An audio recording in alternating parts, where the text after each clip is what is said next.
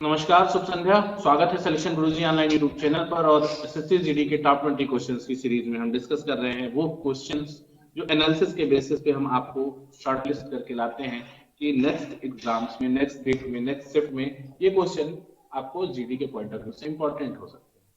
आपको करीब करीब 600 से प्लस क्वेश्चंस मेरे यूट्यूब चैनल पर 20 क्वेश्चंस मैथ सीरीज के एसएससी जीडी की जो एनालिसिस क्लास है उसके थ्रू 600 से ज्यादा क्वेश्चंस दिए जा चुके हैं। और हम जब तक जीडी का पेपर है 14 तारीख 13 तारीख तक, तब तक आपको रिव्यू के बेसिस पे क्वेश्चंस देते रहे। ठीक है, तो फेलियर के बाद जो नया चैप्टर होता है उसे ही सक्सेस कहते हैं। राइट, तो आप फेल का मतलब ही होता है कि आगे फेल आदमी होता है जब, तो अगला प्रयास उसको सफल बनाता है। अगर आप बिना फेल हुए सक्सेस हो जाते हैं तो फिर आपको सक्सेस का इंपॉर्टेंस नहीं पता चलेगा, आप सक्सेस का वैल्यू नहीं समझ पाएंगे। तो कभी फेल से डरने की जरूरत नहीं है, जो फेल से नहीं डरेगा वही आगे पास होगा। ठीक है, तो अगला क्वेश्चन देखते हैं क्या है कि 16 पारियों में एक बल्लेबाज का औसत 36 रन, अगली पारी में वो 70 रन बनाता है, उसका नया औसत क्या होगा। सिंपल सा सवाल है, ध्यान दीजिएगा। सिंपल सा सवाल है, ध्यान दीजिएगा। कह रहे हैं कि 16 पारी में एक बल्लेबाज ने 36 रन बनाए। 17वीं पारी जब वो खेला तो उसने कितने रन बना दिए? 70। 70 का मतलब कितना हो गया दोस्त? 70 का मतलब हो गया 36 प्लस 4 40, 40 30, 34 बच गया। 34 बच गया। 70 को क्या लिख सकते हो? 36 प्लस 34। ये 36 प्लस 34 में हमने इसलिए तोड़ा कि पहले का औसत 36 था, उससे कितना रन ज्यादा है? 34 रन ज्यादा है। यानी पहले का एवरेज 16 पारी का औसत 36, 16 पारियों का औसत 36, और उस 36 अगर वो 36 ही रन बनाता तो औसत पे कोई फर्क नहीं पड़ता, लेकिन उसने 70 बनाया तो 36 तो कवर हो गया उस एवरेज में। 34 रन एवरेज से ज्यादा है और ये इक्वली डिस्ट्रीब्यूट हो जाएगा 70 इनिंग्स में। तो 34 अपॉन 70 इज इक्वल टू 2, यानी औसत में कितने की वृद्धि हो जाएगी? 2 की। यानी नया औसत कितना हो जाएगा? 30। नया औसत कितना हो जाएगा? 30। कोई तकलीफ? यहां तक कर लेंगे, कोई दिक्कत नहीं है ना। अगला क्वेश्चन ध्यान दीजिएगा, अगला क्वेश्चन ध्यान देखते हैं। कह रहा है कि एक गोले का व्यास 14 सेमी है, गोले का आयतन क्या होगा? गोले का आयतन पूछ रहे हैं और गोले का आपको क्या दिया हुआ? व्यास दिया। पहले तो हम ये चेक कर लेते हैं कि जो भी संख्या देखो, एक संख्या है वो दशमलव में है, अप्रॉक्स में है। चलिए इसको देखेंगे अभी हम। बाकी ऑप्शन आप देखो, ये 11 से डिविजिबल नहीं है, ये भी 11 से डिविजिबल नहीं है, ये भी 11 से डिविजिबल नहीं है। यानी 3 ऑप्शन तो आपके हो नहीं सकते। तो सीधा सीधा ये पहला ही ऑप्शन होगा, अप्रॉक्स आएगा 4/3 पाई आर क्यूब। मैं ये क्यों कह रहा हूं? क्योंकि अगर चाहे वो बेलन हो, शंकु हो, गोला, आयतन है, वक्रपृष्ठ है, संपूर्ण पृष्ठ है, तो उसका मान अगर पूर्ण संख्या में आ रहा है, दशमलव में नहीं आ रहा है, पूर्ण संख्या में आ रहा है, तो उसको 11 से कटना चाहिए। इस तय बात है।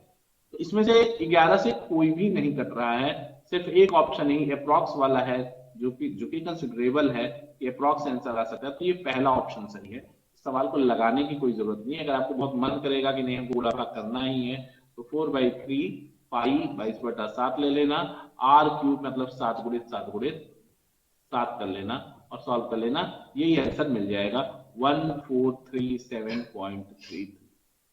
नहीं तो सॉल्व करने की जरूरत ही क्या है? मैं तो कह रहा हूं भाई सीधा हिट एंड ट्रायल से क्वेश्चन डन मार दो, हो जाएगा। ठीक है ना, आगे चले। कोई मूलधन 3 वर्ष में 1344 और 7 वर्ष में 1536 हो जाता है। ध्यान दीजिएगा, क्वेश्चन कट गया है, इसको हम आपको क्लियर कर देते हैं।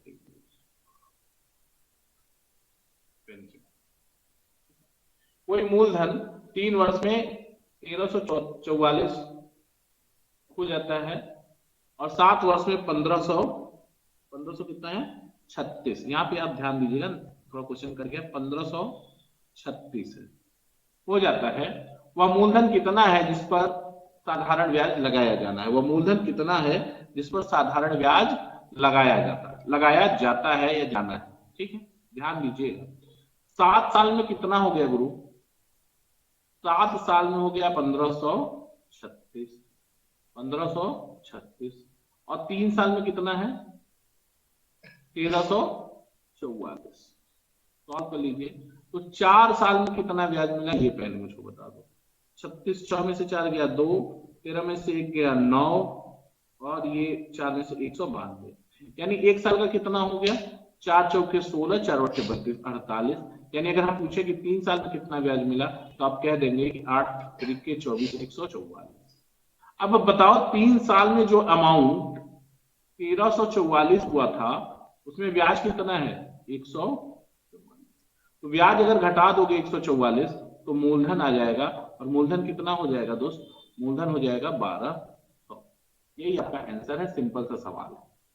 समझ पा रहे हो? कर लोगे ना, कोई दिक्कत नहीं है। देख लो, फिर से बता देता हूं आपको। 7 साल में 1536, 3 साल में 1344, यानी 4 साल का ब्याज 192, 1 साल का ब्याज 48, 3 साल का ब्याज 144, और 3 साल में वह राशि कितनी हो जा रही थी? 1344। इसमें से 144 ब्याज का घटा दो तो 1200 आपका ये मूलधन बचा। कोई तकलीफ नहीं, कर लोगे ना यहाँ पर। अगला सवाल ध्यान देना। कोई दुकानदार 4 वस्तुओं की खरीद पर 1 वस्तु फ्री देता है, छूट प्रतिशत ज्ञात कीजिए। यानी सामान आपको 5 दे रहा है, उसमें 1 फ्री है। 1/4 को 100 मत बढ़ा देना, ऐसा नहीं करते।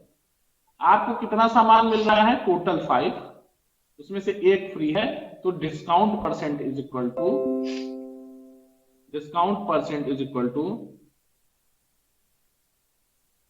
105 गुणित 100, यानी 20%। कोई तकलीफ नहीं ना, कर लोगे। देखो ऑप्शन में 25% भी है, टिक मत मार देना गुरु 1/4 गुणित 100 करके। ठीक है, ऐसा नहीं करते हैं। आपका आंसर हो जाएगा 20%। कोई दिक्कत हो तो बताओ। अगला सवाल ध्यान दीजिए। अगला क्वेश्चन है कि एक आयत की लंबाई 30% की वृद्धि और चौड़ाई में 15 की कमी की जाती है तो क्षेत्रफल में कितने प्रतिशत परिवर्तन होगा? ध्यान देना, क्या होगा? +30 -15 +13 इंटू -15/100। ठीक है, ये कितना हो गया? +15 हो गया। और ये कितना हो गया गुरु? ध्यान देना,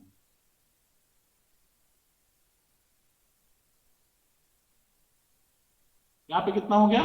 +15 +15, और इसको आप काटेंगे तो 100 से खत्म हो जाएगा। 5 से काटेंगे तो 5 नहीं 15, अब सॉरी 5 दूनी 10, यानी ये +15 और माइनस कितना हो जाएगा? 3 तरीके 9/2, यानी 4.5। ये घट जाएगा 15 में से, तो 10.5। 0% की क्या होगी? प्लस है तो ये वृद्धि होगी। क्या होगी?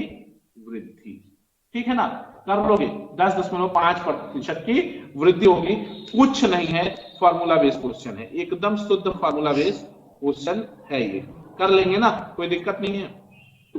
अगला सवाल ध्यान दीजिएगा। कह रहे कि कोई राशि 10% वार्षिक चक्रवृद्धि ब्याज से 2 वर्ष में 605 हो जाती है, धनराशि ज्ञात कीजिए। ठीक है, सिंपल है, 10% का है। 10% का मतलब क्या होता है भाई? 10% का मतलब 1/10, यानी 10 की राशि 11 हो जाती है, तो 2 साल में कितनी हो जाती है? 100 की राशि 121 हो जाती है, और 121 बराबर दिया है इन्होंने 605, एक बराबर कितना होगा? 505 होगा।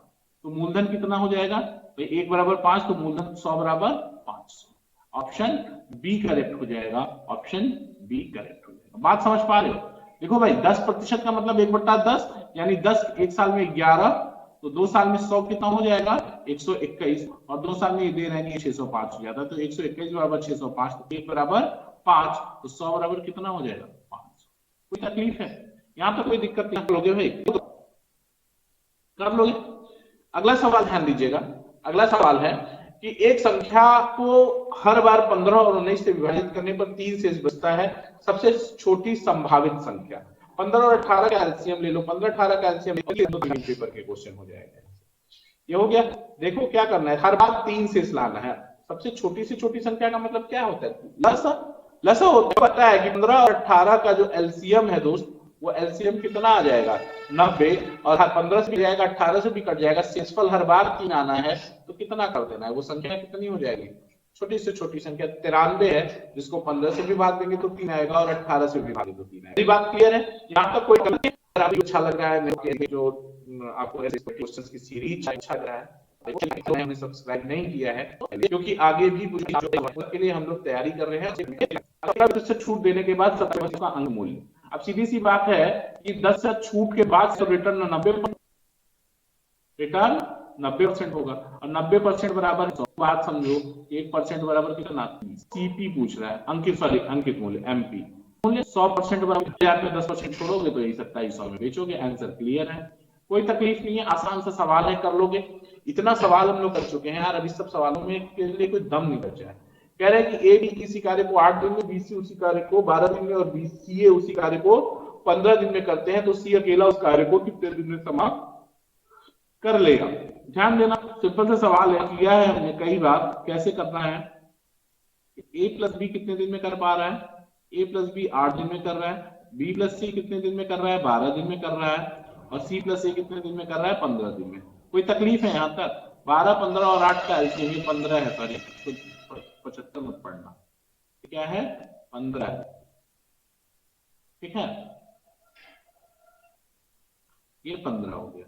तो 8 फिर से देखते हैं इस सवाल को, देखते हैं कि ए बी किसी कार्य को 8 दिन में, बी सी 12 दिन में और सी ए 15 दिन में कर सकते हैं, ठीक है। तो सी अकेला उस काम को कितने दिन में करेगा? देखो भैया सिंपल सिंपल से सवाल है, ए प्लस बी 8 दिन, बी प्लस सी कितना 12 दिन और सी प्लस ए 15 दिन। एलसीएम कितना हो गया? सिंपल से 120 हो गया, ठीक है। इसका एक दिन का काम 15 बटा 120, इसका एक दिन का काम 10 और इसका एक दिन का काम 15 बटा 120। यानी अगर आप जोड़ लीजिए तो ए प्लस बी प्लस सी का एक दिन का काम कितना हो गया? ए प्लस बी प्लस सी का एक दिन का काम 15 10 25 33 बटा 2, यानी कह सकते हैं आप कि 16.5। कोई दिक्कत नहीं है, अब यहां तक तो कोई दिक्कत है नहीं भाई।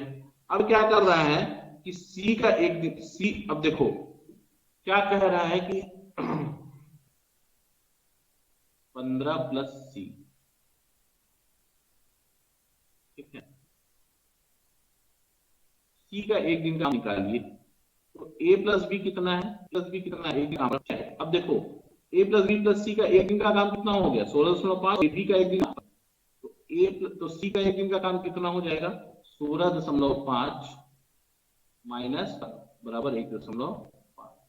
एक दिन में 1.5 काम करेगा तो 120 करना है, कितने दिन में करेगा 120 बटा 1.5, ऊपर 10 से गुणा कर दो, नीचे भी 10 से गुणा कर दो, दशमलव खत्म है, 15 बटा 120 ये खत्म हो जाएगा और 80 दिन आ जाएगा। क्लियर है दोस्तों? कितना दिन आ जाएगा? 80 दिन ये आंसर हो जाएगा। कैसे हो रहा है देख लो, कैसे हो रहा है ये देख लो।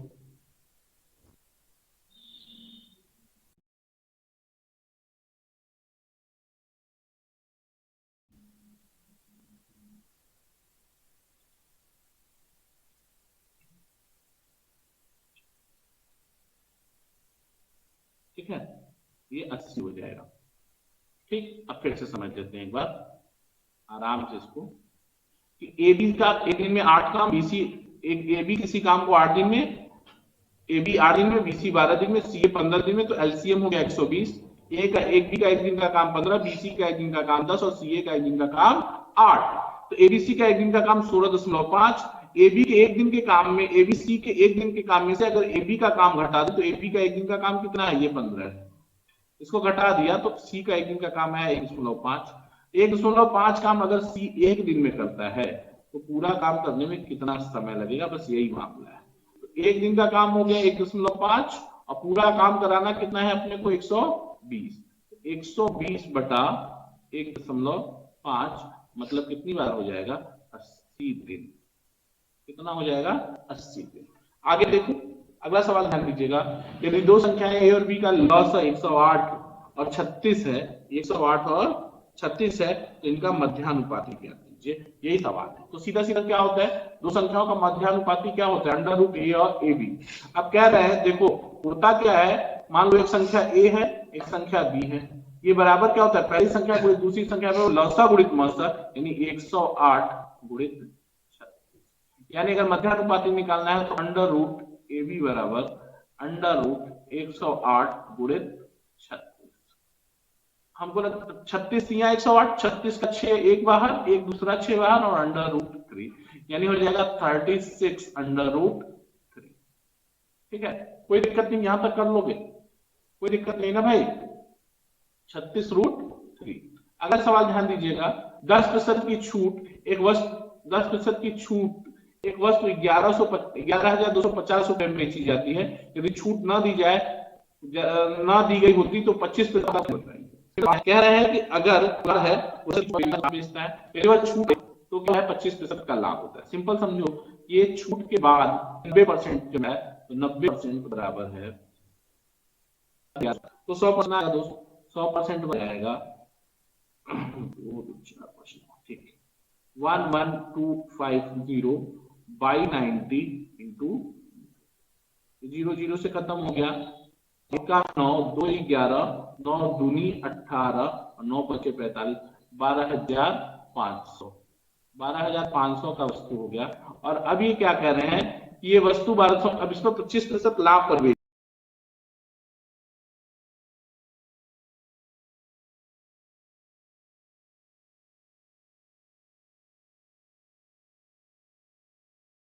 रहे हैं ना, तो एक अब इसमें क्या है, ये क्या हो गया, ये आपका अंकित मूल्य हो गया, ये एमपी है, अंकित मूल्य है। और इस अंकित मूल्य पर 125% मतलब 25% का लाभ है, तो 125% बराबर है 125% बराबर 12,500। 1% कितना हो गया 100, 1% 100 हो गया, तो सीपी पूछ रहा है क्या होगा, तो सीपी बराबर 100% और 100% बराबर 10,000। ठीक है, यहां तक आप क्वेश्चन आराम से सॉल्व कर सकते हैं, यहां कोई तकलीफ नहीं ना, कर लोगे भाई। अगला देखते हैं, कह रहे हैं कि 120 किमी की यात्रा के दौरान राही पहले 60 किमी को 60 किमी प्रति घंटा की दर से 1 घंटा, अगले 30 किमी को 60 किमी प्रति घंटा की दर से आधा घंटा और शेष 30 किमी प्रति घंटा 30 किमी प्रति घंटा की दर से 1 घंटा, यानी कुल 2.5 घंटे का समय लगता है। औसत चाल पूछ रहे हैं आपसे। औसत चाल बराबर क्या होता है, कुल दूरी बटा कुल समय। 120 60 180 और 180 30 210, ये 210 किलोमीटर की यात्रा इसने की है, 210 किलोमीटर की इसने यात्रा की है और 210 बटा कितना हो जाएगा ये, ठीक है ना, 120 किलोमीटर ये 60 ये 180 और 30, एक मिनट, कह रहे हैं पूरी यात्रा देख लो इसमें क्या है, एक यात्रा 120 किलोमीटर के दौरान, अच्छा 120 की पूरी यात्रा ही है, सॉरी, तो 120 बटा 2.5 घंटा यानी 2.5। अब इसी को सॉल्व कर लेना है तो किलोमीटर प्रति घंटा आ जाएगा, काटिए इसको तो कटेगा 12 गुणित 10 कर लेंगे 120 और 2.5 से भाग देंगे तो 10 4 बार कटेगा, 48 किलोमीटर प्रति घंटा इसका आंसर हो जाएगा। कोई तकलीफ है, यहां तक कर लेंगे ना आराम से, कोई दिक्कत नहीं है। अगला सवाल देखिएगा, कह रहा है कि यदि किसी घन की प्रत्येक भुजा में 15% वृद्धि कर दी जाए तो आयतन में कितने प्रतिशत वृद्धि होगी, निकाल लेंगे बहुत आराम से। कैसे कर लेंगे देखो, 15% की वृद्धि करें, 15% बराबर कितना होता है 3/20, यानी पहले अगर आयतन पहले 20 था भुजा तो बढ़ के कितना हो गया 23, आयतन कितना हो जाएगा इसका 800 आयतन हो जाएगा, 8,000, सॉरी 2 2 4 8,000 हो जाएगा। और इसमें 23 का स्क्वायर 12,167 हो जाएगा, यही से आप निकाल लेंगे कि कितना वृद्धि होगा। तो 4,167 की वृद्धि हुई है, वृद्धि प्रतिशत बराबर 4,167 बटा 8,000 गुणित 100, 0000 से खत्म हो गया। और इसको जब आप सॉल्व करेंगे 80 से भाग दे देंगे तो ये आ जाएगा 52.08%। सॉल्व कर लीजिएगा, इसको कर लेंगे, कोई दिक्कत नहीं है। अगला क्वेश्चन ध्यान दीजिएगा, एक दूध वाले ने 15 किग्रा दूध खरीदा और 3 किग्रा पानी मिला दिया, यदि मिश्रण 22 रुपए प्रति लीटर प्रति किग्रा बेचा गया हो या मूल्य 22 रुपए प्रति किग्रा हो तो दूध का प्रति किग्रा मूल्य क्या है। तो देखो भैया क्या कर दिया उसने, पानी 15 था, 15 में 3 पानी मिला गया तो मात्रा 18 और प्रति किग्रा 22 रुपए मूल्य निर्धारित किया। ठीक है ना। तो कह रहे हैं कि दूध का प्रति किग्रा मूल्य भाग किससे दे देना है, दूध का मूल्य निकालना है तो किससे भाग दे दोगे, 15 से भाग दे दोगे तो दूध आ जाएगा। सिर्फ दूध का मूल्य पूछ रहे हैं ना, तो दूध का प्रति किग्रा मूल्य ज्ञात कीजिए। 18 3 किलो पानी मिला दिया है तो दूध खरीदा और 3 केजी पानी में, यदि मिश्रण का प्रति किलो मूल्य 22 रुपया है तो पूरा मूल्य कितना हो गया, 18 में 22 का गुणा कर दिया, ये पैसा हो गया, 15 से भाग देंगे तो दूध का दाम आ जाएगा। यही मामला है ना, सॉल्व कर लो। 3 छाग 18, 3 पच्चे 15, ठीक है। 22 छक्का 2 से गुणा कर लो, इसको क्या 22 छदुनी 12, ये तो छदुनी 12 132 264 26.4 इसका आंसर हो जाएगा। आप सॉल्व कर लीजिएगा, 26.4 इसका आंसर हो जाएगा। अगला सवाल ध्यान दीजिएगा, कह रहे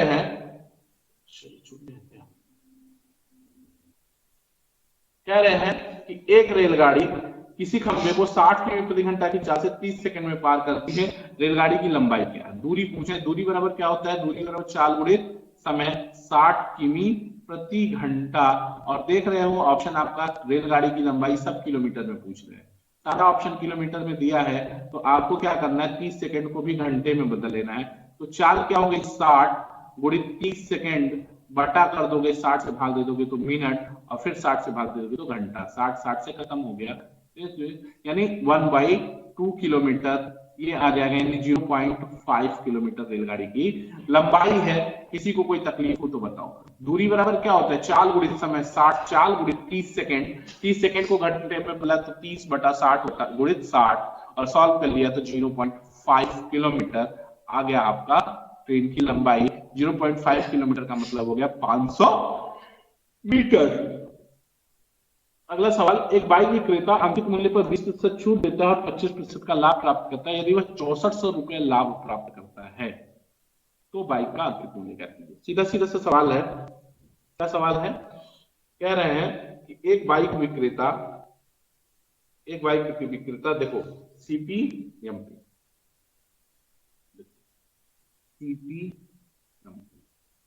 सीपी क्या होता है 100 माइनस डिस्काउंट, और ये क्या होता है 100 प्लस प्रॉफिट। कह रहे हैं कि 100 में 20% की छूट दिया तो 80, और 25% लाभ कमाया तो 125।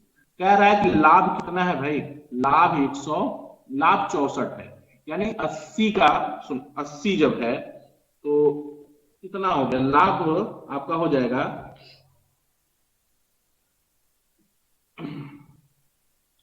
अब देखो 100 का सामान 80 में बेच रहे हो आप, ठीक है, 100 का सामान 80 में बिक रहा है तो 20% का लाभ है, 20 का लाभ है, और 20 बराबर कितना हो गया, 20 बराबर 6400,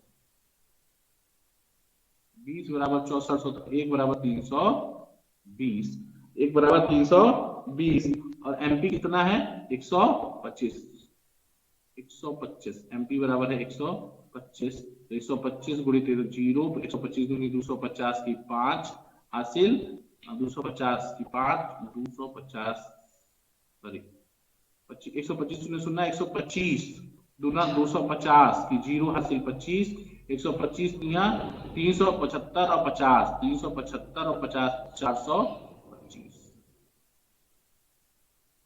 ठीक है, सॉल्व कर लेंगे आप, देख लीजिएगा 320 गुणित 125,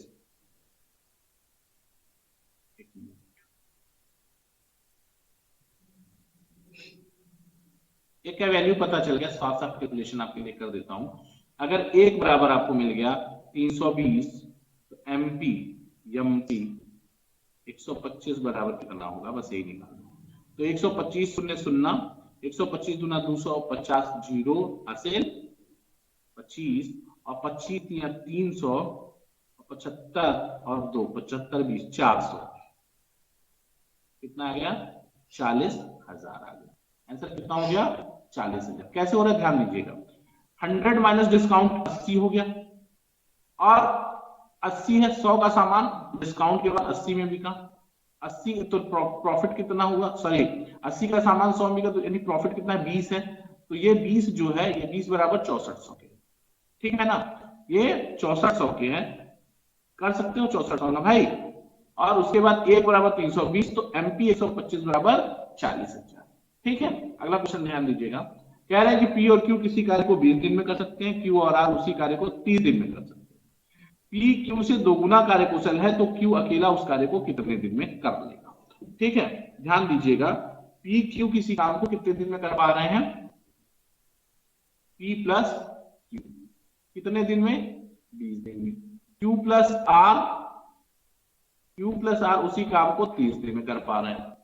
ठीक है, एलसीएम कितना हो जाएगा, 20-30 का एलसीएम 60, इसका एक दिन का काम 3 और इसका एक दिन का काम 2, जोड़ दें तो P plus 2Q plus R बराबर 5। ये हो गया, यहां तक तो कोई तकलीफ नहीं ना। अब क्या कह रहा है कि P Q से दोगुना कार्यकुशल है, P Q से दोगुना कार्यकुशल है, यानी जितने में Q एक काम करता है P 2 काम कर देता है, तो P की जगह पे हम 2 रख सकते हैं। Q 2 है तो ये 2 हो गया, और R का पता नहीं, R अपना बना रहेगा, तो ये R हो गया प्लस R बराबर 5। तो पूछ क्या रहा है, Q अकेले, तो R का एक दिन का काम कितना हो गया, R का एक दिन का काम 1, और देखो Q और R का एक दिन का काम 2 है, तो Q का भी एक दिन का काम 1 आ जाएगा। Q का भी एक दिन का काम, देखो भाई ये R का एक दिन का काम है, R का ये एक दिन का काम है, Q और R का एक दिन का काम कितना है दोस्त, 2, तो R का एक दिन का काम 1 है, तो Q का एक दिन का काम कितना हो जाएगा, 2 minus 2 minus 1 is equal to 1।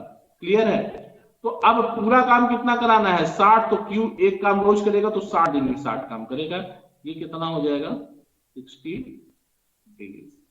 कोई दिक्कत हो तो बताइए, कर लेंगे ना, कोई तकलीफ नहीं। अगला सवाल ध्यान दीजिएगा, कह रहे हैं कि 20,000 और 40,000 रुपए की राशि को 3 वर्ष के लिए क्रमशः 10% और 15% वार्षिक दर पर साधारण ब्याज पर दिए जाते हैं, कुल ब्याज कितना है।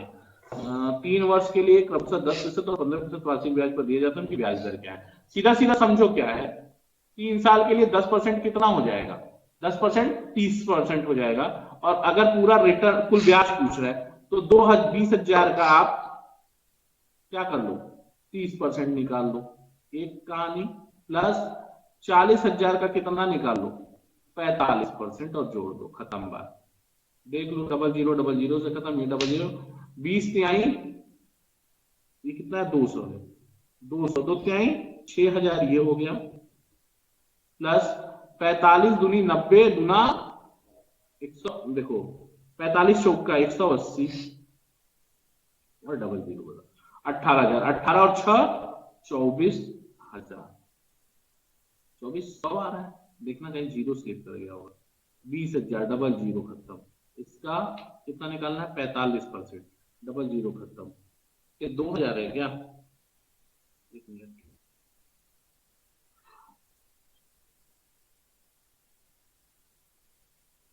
24,000 ही आएगा। ठीक है, ये ऑप्शन स्लिप कर गया है, आप इसको 24 वाला ऑप्शन सही है, लेकिन ये 2400 नहीं 24,000 होगा।